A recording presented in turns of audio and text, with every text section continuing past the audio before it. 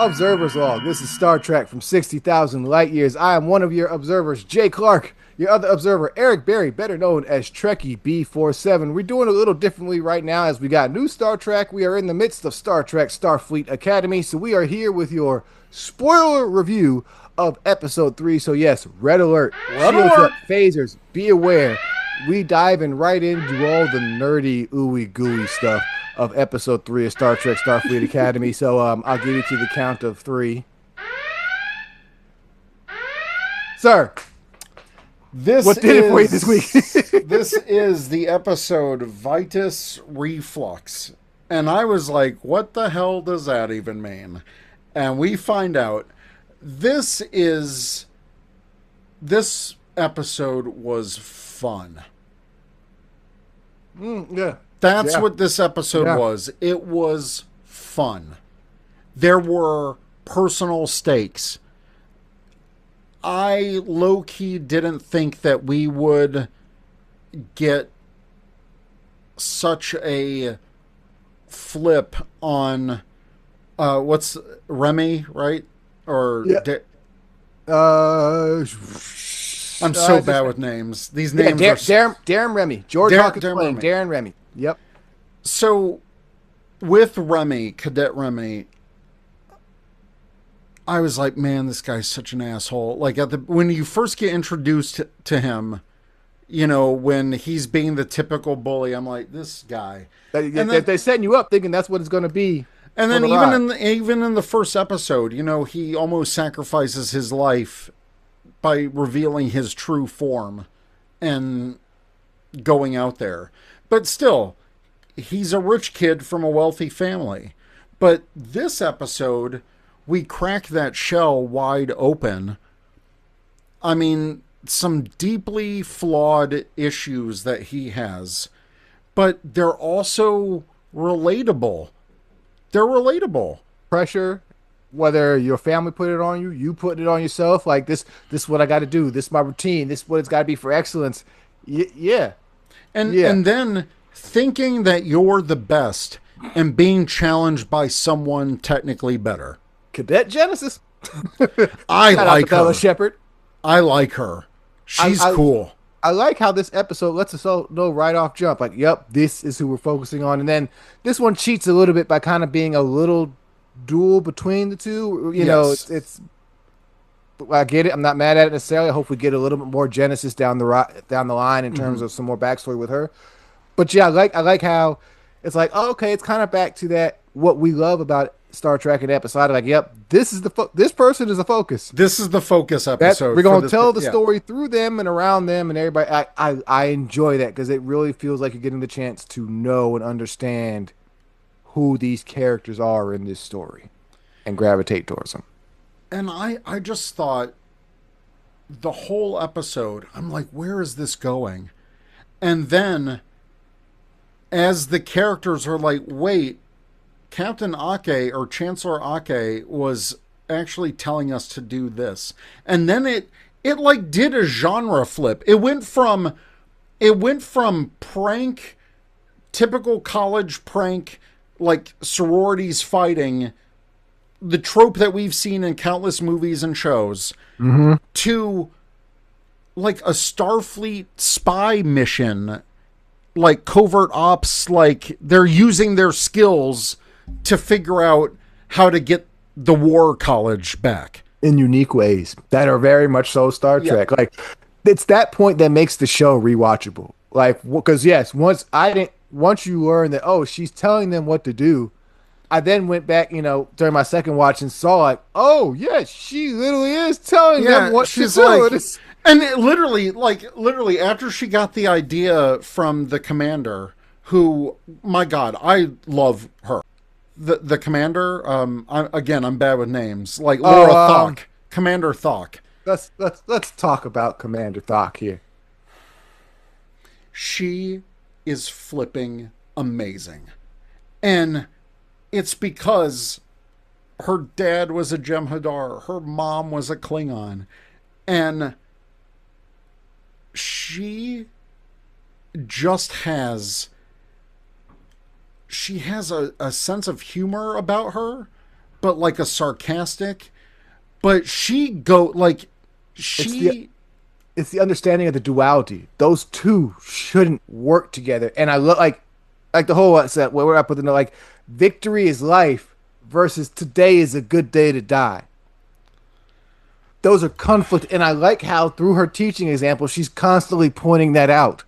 Or even when she was dying out on the bio bed in Yep. episode one, like it's that which we all on some level probably feel some internal conflict where these two things just will never get along, but yet she's finding a way to live with them, celebrate them, acknowledge them, and understand where each both fits as she's living her life. Like I am loving what she's portraying, and again, she's being a hard ass. She, Oh my god, like especially the beginning of this episode where they're all in the gym and she's like, no blood will be shed on my battlefield. And I'm like, it's a gym.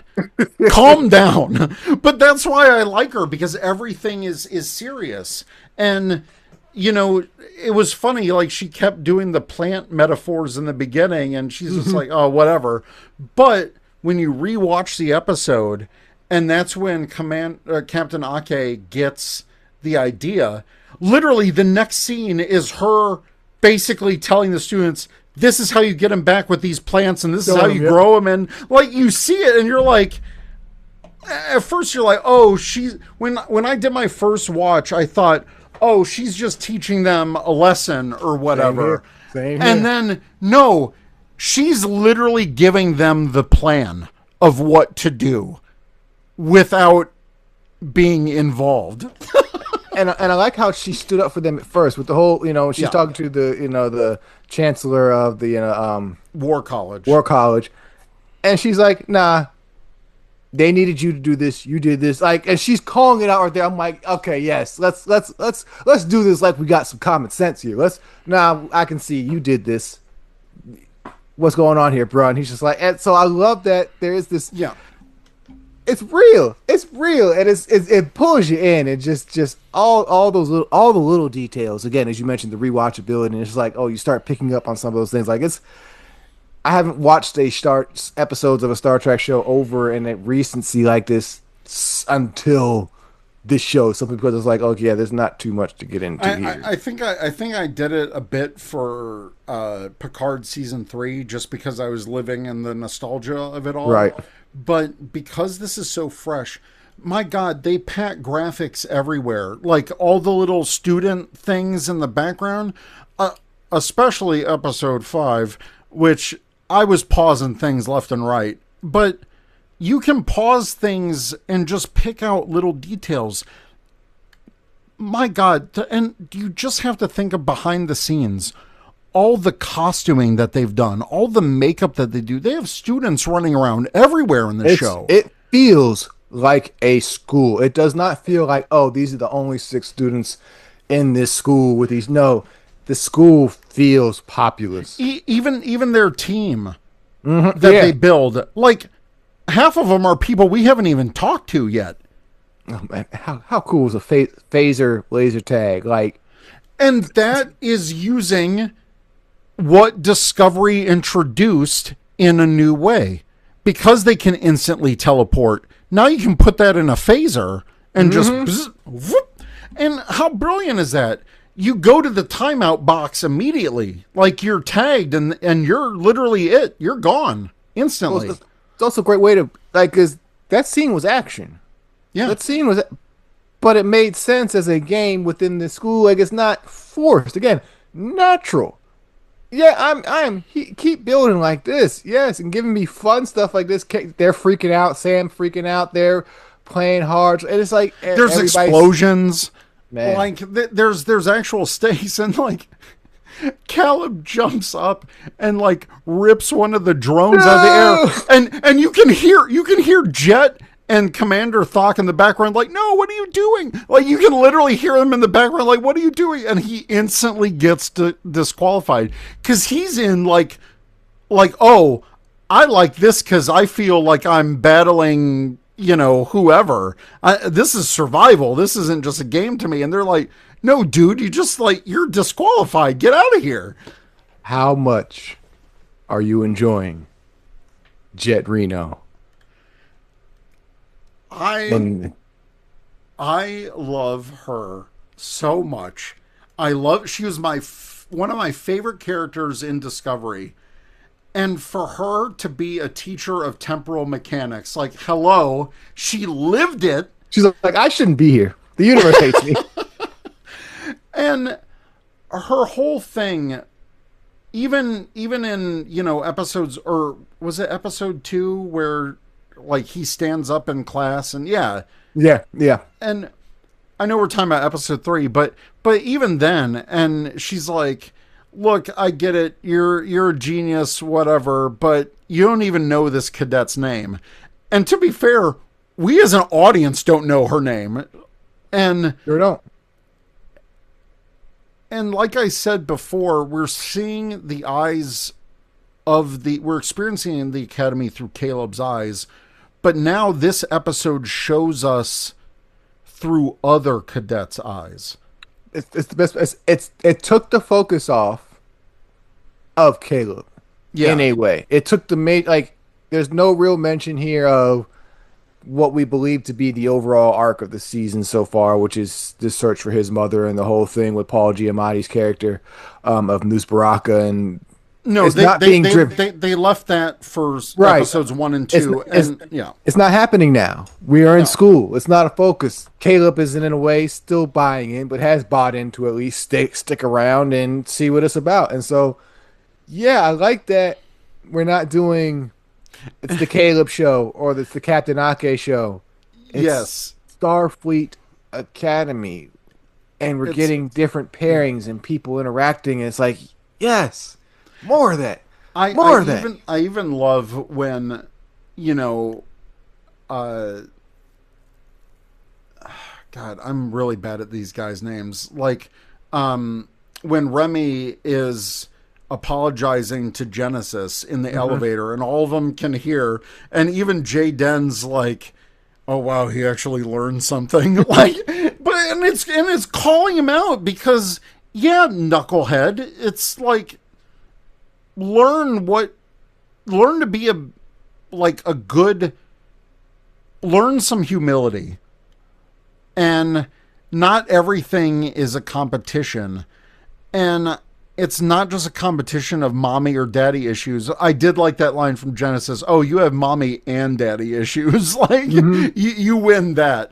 But you see the growth in his character. And I'm like, I go from episode 1 thinking, oh, this is going to be the knucklehead bully, to, wow, I actually, empathize with him. I sympathize what he's going through. And how heartbreaking is that he's asking Jet Reno, hey, is something wrong with my pad? Because I'm not getting any responses. Ooh. And her response? Oh, my God. And then we learn that her and Commander Thok are in a relationship. Very subtly, but there it is. Yep. Representation through incorporation without a spotlight. And did you catch what Reno said? She said, I left a ship that was on the edge of creation. And that's directly season 5. So they are in season 5. This is post season 5. Which I thought, but Discovery's also still being the whole retrofit line from episode, what is it, 1? You know what? I just thought that, look, ships go through retrofits all the time. They need some repair. Gotcha. They need some repairs. That's what I took it as. We're definitely post season 5, which I think is a perfect place to be, as there's nothing in front of this show. No. I'm trying. Yeah, do we have? Yeah. Should we save the Doctor for next week, or how are you feeling about the Doctor so far? Because we've gotten some good Doctor stuff in episodes 1 and 2. We've gotten some great Doctor stuff. I'm looking forward to what they're doing with him. But I think let's save next conversation for next week. Yeah, just because he does have a bigger part. A little bit more. One. Yeah, but I will say, up until this point, even with, I don't think he's even in episode 3, is he? Or briefly, which I think is one of the things I do enjoy is people are dancing around. Everybody wasn't in every episode of Deep Space Nine. I don't Exactly. need everybody in every episode, but I need you there when it makes sense. From a spoiler perspective of us watching these first 3 episodes, because we're commenting on the 3rd season, even from the get-go, I was like, the Doctor's back, baby. But not only back, there's something more Oh, to. There's 900 years or 800 years that we have not experienced with him. And he's the Doctor, but he's a more wiser, mature, now he has his own issues Doctor. they drop in little things here or there that definitely support Especially what you're with saying, and I'm looking forward to what they're gonna go into because they they changed my perception immediately, because I thought when he first met Sam, oh, he's going to be excited that another photonic is alive and has freedom. He wanted nothing to do with Sam at first, because not only because she was an awkward teenager, but there's something there's more something there. don't know what it is, but There's I'm looking something for it. about photonics or his history as a photonic or something that happened in the 700 years or whatever that we've seen him last in Voyager or Prodigy. Definitely gonna say, speaking of photonics, Carice as Sam in that heisty scene with the that man, give me that face. That's so much fun there. Somebody's She gonna talk, yo. The levity she brings, it again natural. The comedy is natural. It's so super forced. Like she gets to bring in a lot of quips that make sense just because, like, yeah, she is like she's 3 weeks awkward. old. She doesn't She know what anything is or what's three going weeks on. old. Yeah. Are we friends now? I don't know. I've got my own lens flare going on. I've got my own JJ lens flare going on here. That's cool. No, I love Sam. I think, yeah, you're right. The scene where we need someone to spray this stuff in every dorm. We need them to do it under 30 seconds. Perfect. That face, that grin of like, I'm going to cause some trouble. Just, she is so great. Awesome. This whole cast is great, dude. And they got good chemistry because, like, even as much as folks are complaining about, YA, young adult relationships, all that kind of stuff, I like how they're incorporating that, but again, within the story. So, for example, during this whole heist, you then get the moment between Caleb and Tarima, played by Zoe Steimer, and they're taking that moment in the story to work on their relationship again, but also still within the confines of the story, as yeah, she's using that to trick him. And God, yes, they are And building a world here, bro, and using all kinds of. and hindsight is 2020, but they're also starting to build hints at other relationships Oh that yeah, might yeah, form. yeah, yeah. I see them. I see them.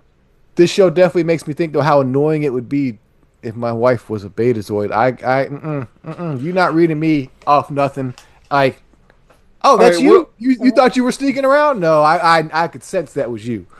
Or being able to break down my wall. Can't hide nothing from her. No. we'll get more into that. I have more things to say about that when we get to episode 6.